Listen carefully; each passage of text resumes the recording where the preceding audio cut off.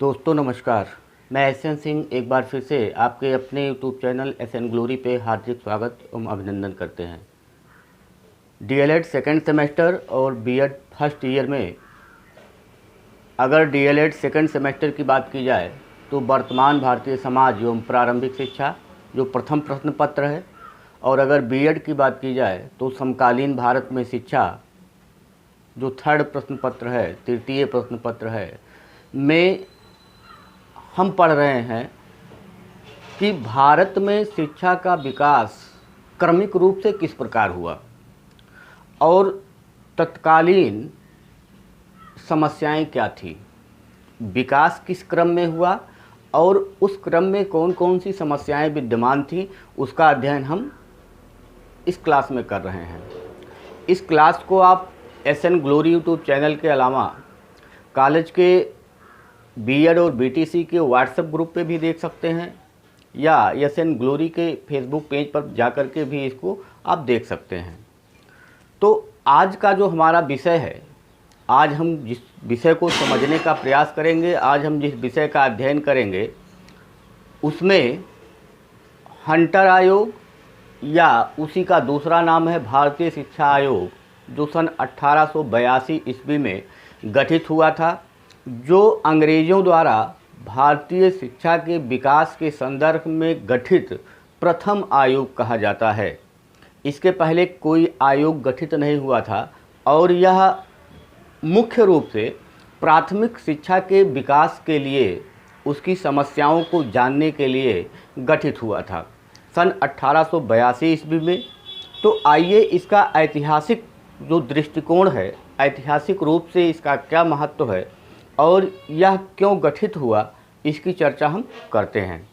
तो सबसे पहले हम जानने का प्रयास करेंगे कि यह जो 1882 ईस्वी में भारतीय शिक्षा आयोग या हंटर आयोग का गठन जो किया गया, वो क्यों किया गया। तो इस क्रम में हम पाएंगे कि जब 1857 ईस्वी की क्रांति हुई, जो ब्रिटिश कंपनी जो ईस्ट इंडिया थी, उस ईस्ट इंडिया कंपनी के खिलाफ किया गया, क्योंकि उस समय भारत पे ईस्ट इंडिया कंपनी का ही शासन था। ईस्ट इंडिया कंपनी का शासन होने के नाते भारतीयों ने जब स्वतंत्रता चाही उससे, तो उन्होंने उस ईस्ट इंडिया कंपनी के खिलाफ आंदोलन किया और उसी 1857 का जो आंदोलन हुआ उसको 1857 की क्रांति के नाम से जानते हैं, या प्रथम स्वतंत्रता आंदोलन भी उसको कहा जाता है। ब्रिटिश सरकार ने उस आंदोलन को किसी प्रकार से दबाने का काम किया, किसी प्रकार से उसको दबाया, और दबाने के बाद 1 नवंबर सन 1858 ईस्वी को, 1 नवंबर सन 1858 ईस्वी को तत्कालीन जो महारानी थी, 1 नवंबर 1858 ईस्वी जो महारानी थी,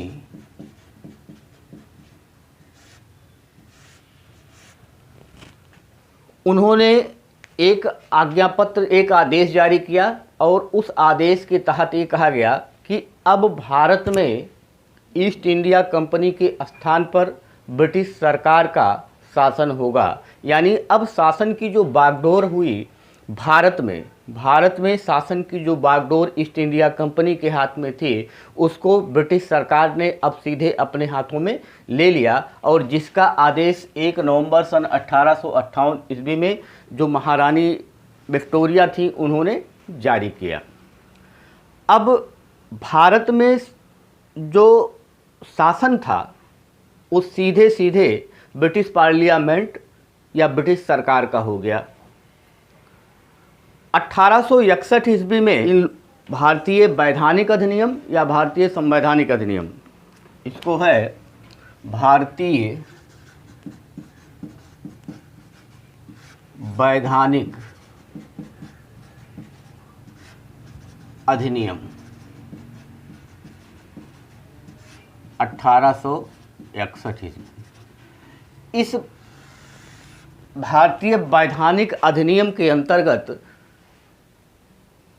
अब उन क्षेत्रों में जहाँ पे ब्रिटिश सरकार शासन करती थी, वहाँ पे अब चुनाव के माध्यम से कुछ जनप्रतिनिधियों का चुनाव किया जाने लगा और जिसमें भारतीयों को भी शामिल किया गया।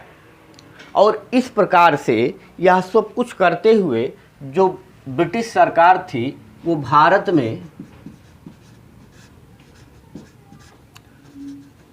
अपने शासन की जो बागडोर थी वो मजबूत किया। तो सबसे पहले 1 नवंबर सन 1858 ईस्वी को जो महारानी थी उन्होंने एक आदेश जारी किया। आदेश के तहत भारत में अब ईस्ट इंडिया कंपनी का शासन ना होकर के सीधे अब ब्रिटिश पार्लियामेंट या ब्रिटिश सरकार का शासन हो गया। उसके बाद भारतीय वैधानिक अधिनियम 1861 के तहत अब जनप्रतिनिधियों का चुनाव होना शुरू हुआ, जिसमें भारतीयों को भी शामिल कर लिया गया। और इस प्रकार से भारत में ब्रिटिश जो सरकार थी उसने अपने शासन को और मजबूत करने का कार्य किया। अब जब शासन की पैठ उसने मजबूत बना ली तो जहाँ जहाँ उनका शासन था वहाँ पे अब शिक्षा का दायित्व तो उनके ऊपर आया। और शिक्षा का दायित्व उनके ऊपर आने के बाद अब वहाँ पे चूँकि सन 1854 ईस्वी में जो उड का घोषणा पत्र आया था उसके बाद ये चल रहा है 1882 ईस्वी, अभी तक कोई भी नया आदेश, नया शिक्षा नीति, नया आयोग, कुछ किसी भी प्रकार का कुछ गठित नहीं हुआ था। तो अब इसके पश्चात भारत में भारतीय और ब्रिटेन में ब्रिटिश लगातार ये मांग कर रहे थे कि शिक्षा में अब बदलाव की ज़रूरत है, शिक्षा में अब परिवर्तन की ज़रूरत है, कि शिक्षा की जो नीतियाँ बनी हैं 1854 में उसके बाद अब कुछ ना कुछ इसमें परिवर्तन हो जिससे विकास का मार्ग प्रशस्त हो। भारत में भारतीय जो थे वो लगातार मांग कर रहे थे और ब्रिटेन में जो ईसाई मिशनरी थे उनके प्रभुत्व को 1854 ईस्वी के उड डिस्पैच के द्वारा समाप्त कर दिया गया था, जिससे वो बहुत परेशान थे। और परेशान होने के साथ साथ वो लगातार ये मांग कर रहे थे कि अब भारत में जो शिक्षा नीति हो उसमें कुछ परिवर्तन किया जाए। तो वहाँ पे एक काउंसिल, एक समिति का गठन किया जाता है जिसका नाम general council of education in India, general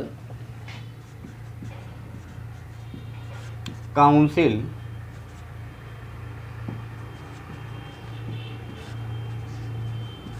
in education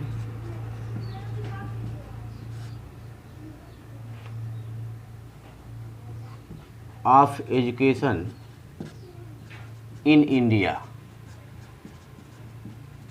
यह एक समिति का गठन किया गया, general council of education in India, जिसका गठन जो है ये ब्रिटेन में यानी ब्रिटिश ईसाई मिशनरियों द्वारा किया गया। ब्रिटिश ईसाई मिशनरियों द्वारा एक समिति का गठन किया गया, general council of India,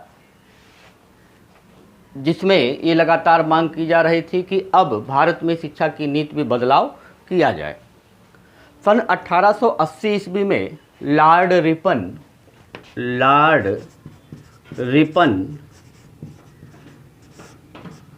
governor general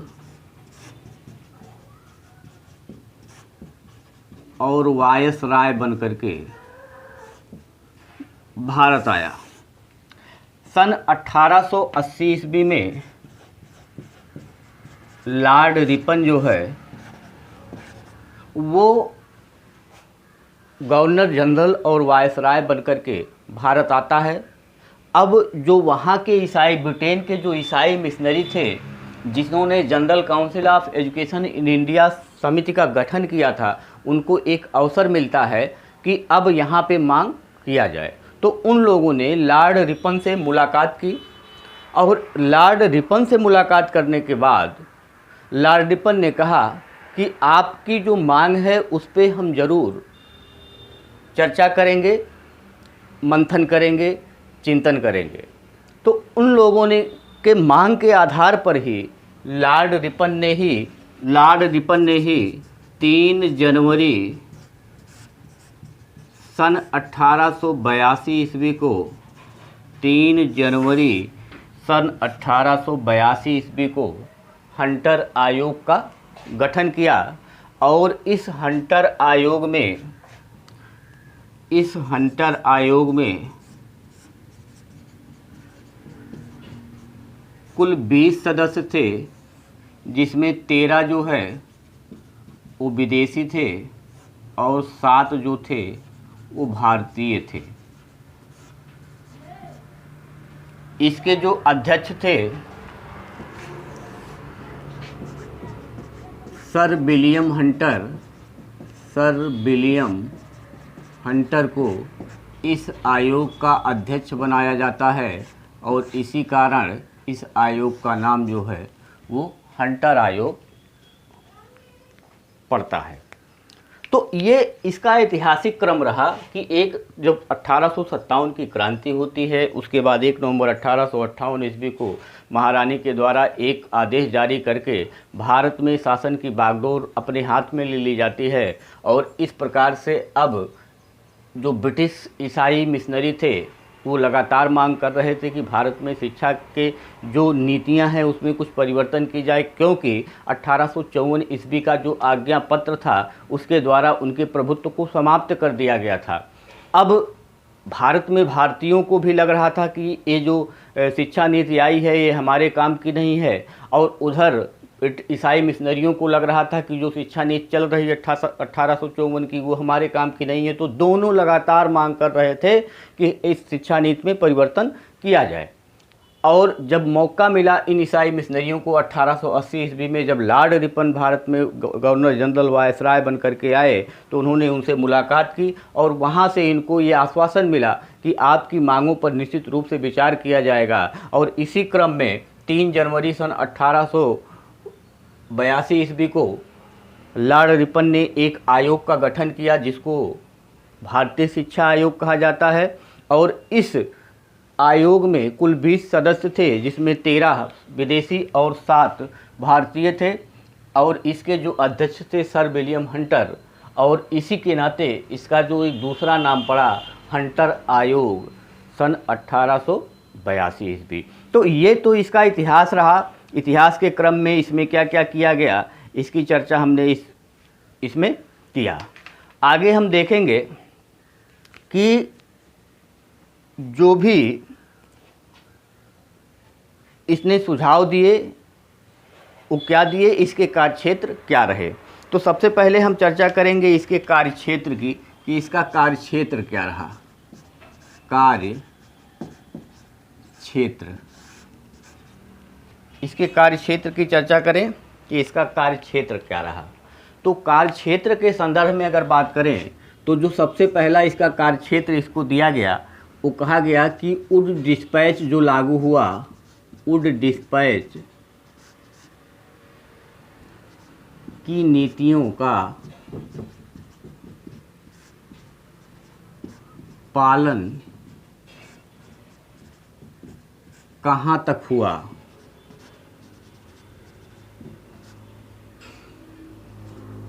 क्या उसमें सुधार की आवश्यकता है।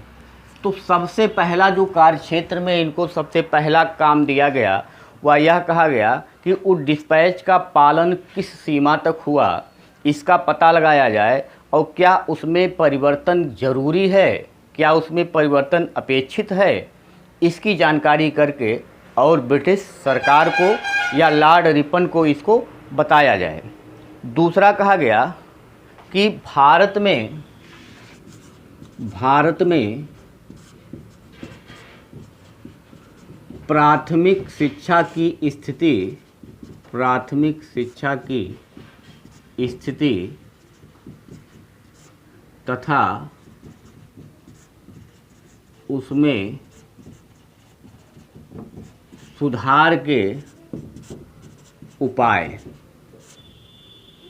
इस पे चर्चा करना था। इस पे इनको काम दिया गया कि तत्कालीन समय भारत में प्राथमिक शिक्षा की स्थिति क्या है और उसमें सुधार के लिए तथा उसके विकास के लिए उसमें क्या किया जा सकता है, ये उनको दूसरा काम सौंपा गया।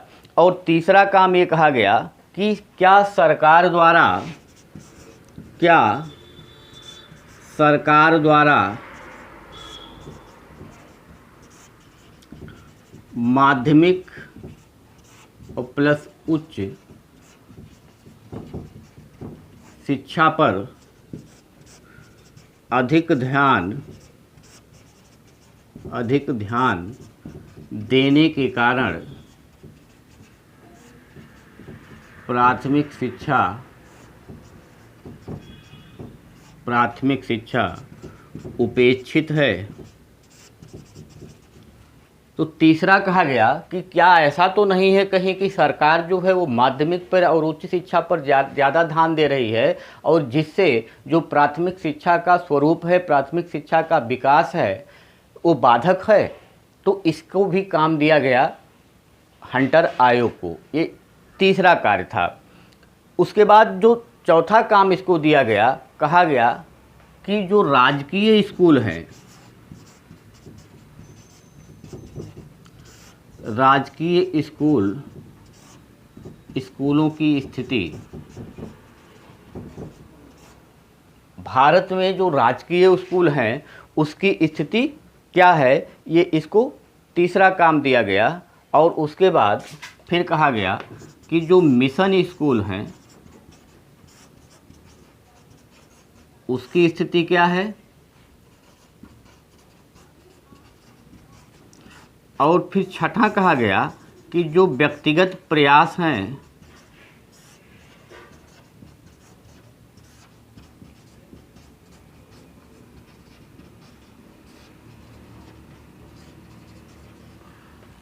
तो इस प्रकार से इसको जो कार्य दिए गए वो मुख्य रूप से कुल 6 कार्य दिए गए। पहला कहा गया कि उड डिस्पैच की नीतियों का पालन कहाँ तक हुआ, आयोग इसका पता लगावे और उसमें क्या परिवर्तन अपेक्षित है, परिवर्तन करना जरूरी है, इसकी जानकारी आयोग दे।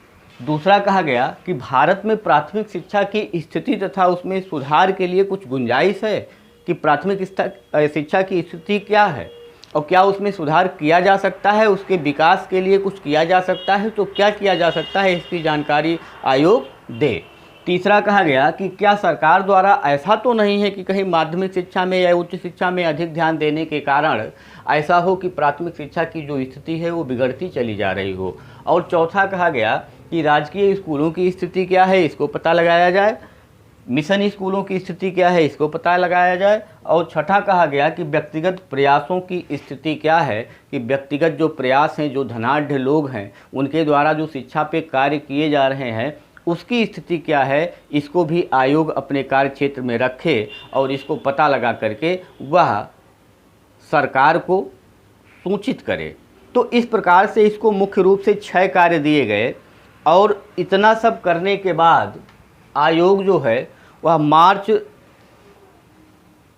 अपना जो प्रतिवेदन होता है वह मार्च में 1883 ईस्वी में प्रतिवेदन देता है। जो प्रतिवेदन देता है ये मार्च 1883 ईस्वी में, और इसमें 770 पृष्ठ थे।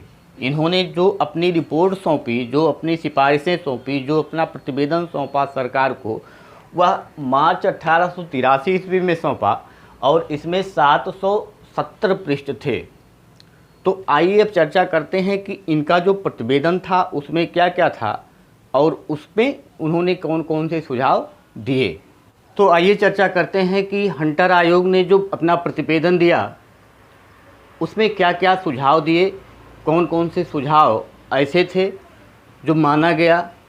तो इस पे चर्चा हम आगे करते हैं। तो प्रतिवेदन की अगर बात करें तो मार्च में 1883 ईस्वी प्रतिवेदन दिया गया और यह जो प्रतिवेदन था यह 770 पृष्ठों का एक दस्तावेज था। 770 पृष्ठ उस प्रतिवेदन में थे और इस प्रतिवेदन को देने के लिए इन लोगों ने जो कार्य किया, सबसे पहले 7 सप्ताह तक इन लोगों ने कलकत्ता में काम किया। और कलकत्ता में काम कर क्या किया, इन्होंने जो पुराने दस्तावेज थे, पुराने दस्तावेज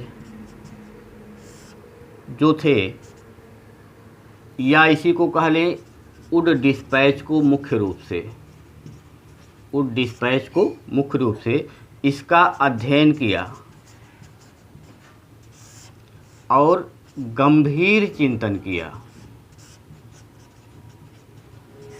दूसरी तरफ इसको करने के बाद 7 माह तक इन लोगों ने भारत में और विभिन्न प्रांतों में का दौरा किया और यहाँ पे लोगों से इन लोगों ने विचार विमर्श और स्थिति को जाना। और इतना सब कुछ जानने के बाद इन लोगों ने अपना प्रतिवेदन जो है वह सरकार को सौंपा। तो फिर से एक बार देखिए कि प्रतिवेदन इनका जो है मार्च 1883 ईस्वी में सरकार के पास जाता है, जिसमें कुल 770 पृष्ठों का एक दस्तावेज होता है। और इस दस्तावेज को तैयार करने के लिए इन लोगों ने 7 सप्ताह तक कलकत्ता में जो पुराने दस्तावेज थे, यानी वुड डिस्पैच, मुख्य रूप से वुड डिस्पैच का इन लोगों ने अध्ययन किया, उस पर गंभीर चिंतन किया।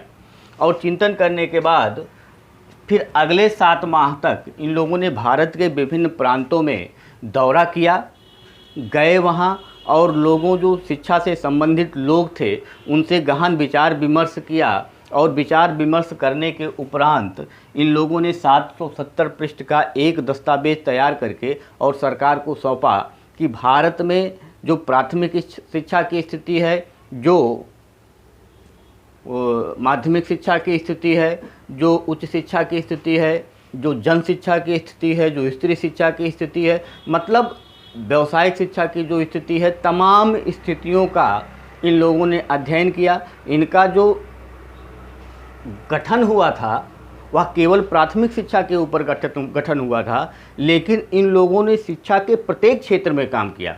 और प्रत्येक क्षेत्र में काम करने के साथ साथ वहाँ पे जो उनको लगा कि ये सुझाव सरकार तक पहुँचना चाहिए, उन सुझावों को उन लोगों ने सरकार तक पहुँचाने का कार्य किया। तो आज हम लोगों ने देखा कि हंटर आयोग क्यों गठित हुआ, इसके कार्य क्षेत्र क्या थे और इसने अपना प्रतिवेदन किस प्रकार दिया।